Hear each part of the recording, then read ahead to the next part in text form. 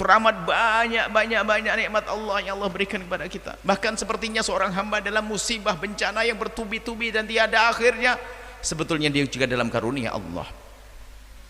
Bahkan alangkah banyaknya nikmat. Ahli iman semuanya adalah dalam karunia Allah, sehingga kelihatannya dia adalah musibah, akan tapi bisa saja itu karunia. Kadang di dunia kita bisa menemukan makna itu.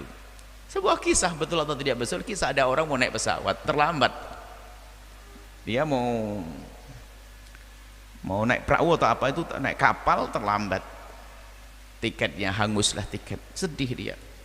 Saat ini tidak lama kemudian ada berita kapalnya tenggelam. Syukur atau tidak? Syukurlah. Kenapa jadi bersyukur? Ini baru kisah di dunia, bagaimana nanti di akhirat? Kesabaran seorang hamba akan diganti oleh Allah dengan pahala yang nggak pakai hitungan lagi. Kamu minta berapa, hai hambaku?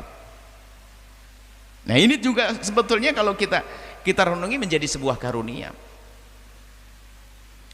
Cuman cara tadi menghadapi musibah itu, kewajiban kita kepada Allah adalah dengan bersabar. Maka seorang hamba yang tidak masuk wilayah sabar di saat mendapatkan karunia, lolos dia menjadi orang yang marah dengan Allah, murka kepada Allah, tidak menerima apa yang Allah berlakukan kepadanya, sengsara dia. Kemudian dalam ibadah, tadi kita sempat ya, ibadah di saat seorang hamba tidak akan bisa melakukan sujud sekali kecuali Allah kehendaki. Anda tidak akan bisa berderma 1.000 rupiah kecuali Allah pilih Anda. Artinya kita harus menyadari di saat kita bisa beribadah itu sesungguhnya karena Allah memilih kita. Seperti saat ini kita berkumpul di sini, atau Anda menyaksikan acara ini, Anda yang mendengar suara ini, maka itu karena Allah pilih. Kalau Allah tidak memilih Anda, Allah sudah perdengarkan kepada Anda yang menjadikan sesuatu yang menjadikan sebab Anda sengsara. Allah akan tontonkan, Allah perlihatkan kepada Anda sesuatu yang menjadikan Allah sengsara. Kalau Allah tidak menghendaki kebaikan kepada Anda, Allah akan mengumpulkan Anda di tempat maksiat sana. Lalu apa yang harus kita lakukan? Bersyukur. Lah nyadari ini nikmat ini loh yang jarang kita hadirkan. Jadi kalau ada nikmat Allah, sadari itu nikmat. Dari siapa? Dari Allah, bukan dari kekuatan kita. Sebab ketidaksadaran seorang hamba bahwa ibadah yang bisa lakukan itu adalah karunia dari Allah, itu juga menjadikan seorang hamba nggak selamat. Ujub dia, merasa bahwasanya dia bisa melakukan itu karena dirinya. Siapa dulu saya kok? Ujub. Ujub itu adalah membesarkan amal di matanya. Beda dengan riya. Kalau riya membesarkan amal di mata manusia, kalau ujub membesarkan amal di matanya sendiri. Wah, ikhlas adalah agar amal dipandang oleh Allah. Membesarkan amal di matanya ujub. Makanya orang beribadah itu bisa saja memunculkan sifat kotor, sifat jelek ibadah, padahal taat yang dilakukan. Karena dia tidak menjalankan hak kepada Allah di saat diberi oleh Allah kemudian untuk taat, maka dia sengsara. Contohnya siapa? Iblis. Iblis ini tidak pernah menyadari kalau itu karunia agung dari Allah. Dia bisa bersujud sampai digambarkan begitu hebatnya pengabdian iblis, ibadahnya iblis itu. Tidak ada hamparan yang Allah ciptakan kecuali dia sudah pernah sujud di tempat tersebut, karena ribuan tahun sebelum Nabi Adam diciptakan. Dan begitu hebatnya iblis dalam beramal baik sampai Allah angkat bersama rombongan para malaikat. Kurang apa dia? Bukan malaikat tapi digolongkan bersama malaikat, tentu karena keistimewaannya, iya, karena dia ahli ibadah yang luar biasa. Cuma dia tidak menyadari kalau itu karunia dari Allah. Sehingga muncul kesombongan dalam dirinya di saat disuruh dia sujud penghormatan kepada kakek kita Nabi Adam, dia enggan. Aba wastakbaro, nggak mau. Muncul ujub. Saya sujud sama Adam, ini gimana rumusnya? Dia baru diciptakan, baru ditiupkan roh, belum punya prestasi ibadah. Dan saya sudah ribuan tahun, saya sudah jadi kiai lama, suruh hormat sama apa tuh? Sama Jawanya aja. Saya sudah hadir majelis sudah puluhan tahun. Nah itu masalah kelas-kelas iblis itu.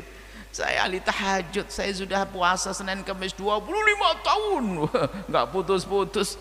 mau dibanding dengan ujub. Iblis yang berkata ana khairun minhu, menganggap dirinya lebih bagus dari yang lainnya.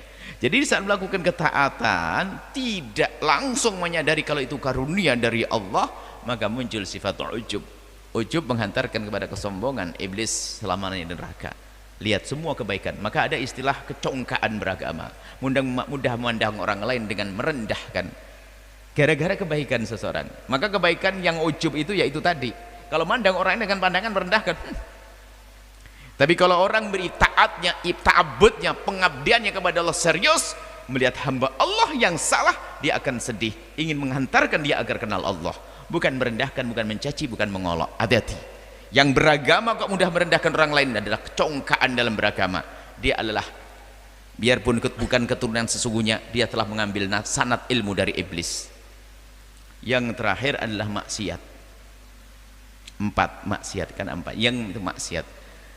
Hai hamba yang bermaksiat, dan kita semua bermaksiat, cuman model-modelnya saja yang berbeda-beda. Sesaat ada orang maksiat dengan matanya, ada lesannya, ada tangannya, ada ininya. Kita tempat dosa, kita tempat salah, tapi hak Allah harus kita penuhi saat ini. Bagaimana? Bertobat. Menunda tobat, kerugian. Keburu malaikat Israel datang, maka tidak ada tobat saat itu. Mati su'ul khatimah. Apa akibatnya? Sengsara di alam barzah, sengsara di padang mahsyar. Jangan nunda esok hari, hai hamba Allah, itu hak waktu. Selesaikan, bertobat. Itu setiap saat bertobat. Kalau kita jadi pokoknya ini kita itu nggak ada lepas dari Allah. Kayak tadi, kalau tidak maksiat kita taat, kalau tidak kita mendapatkan nikmat kita musibah, harus dengan Allah terus. Dengan Allah, dengan Allah. Dan semuanya menghasilkan satu prestasi dahsyat yang luar biasa, akan naik pangkat semua, dari yang syukur, dari yang sabar, dari yang menyadari ketaatan dari Allah, sampai yang ahli maksiat.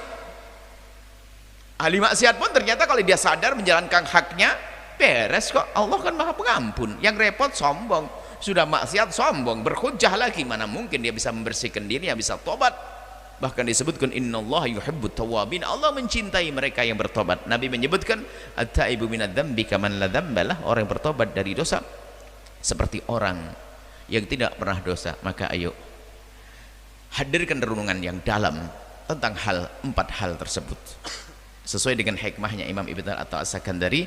Setiap saat kita pasti, kalau kita mau nyadari kalau ini sambung kepada Allah, sadari antara nikmat, musibah, taat, maksiat, sudah kita tidak akan lepas dari itu dalam detik-detik hidup kita. Nafas-nafas kita nggak akan lepas dari ini.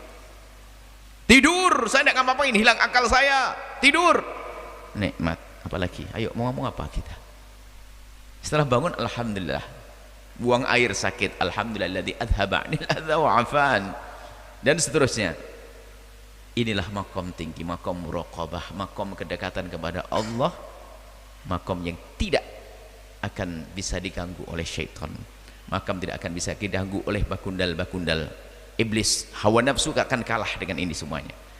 Ini yang diinginkan oleh Ibn Athaillah As-Sakandari. Semoga kita bisa menjadi orang yang super sadar, bukan sadar setengah-setengah, sangat sadar akan karunia yang Allah berikan. Dan ini perlu waktu untuk membiasakan kita merenung, dan semoga Allah menjadikan kita hamba yang mudah bersabar jika kita mendapatkan musibah.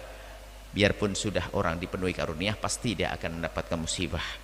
Urusan kematian, kalau kita tidak meninggalkan anak kita, ya kita ditinggalkan anak kita, kan begitu. Kalau bukan kita ditinggal, kita meninggal, karena gitu pasti. Gak mungkin kita tidak ada musibah, karena di dunia namanya darul ibtila, tempatnya ujian. Tinggal kita tata hati kita penuh dengan kesabaran.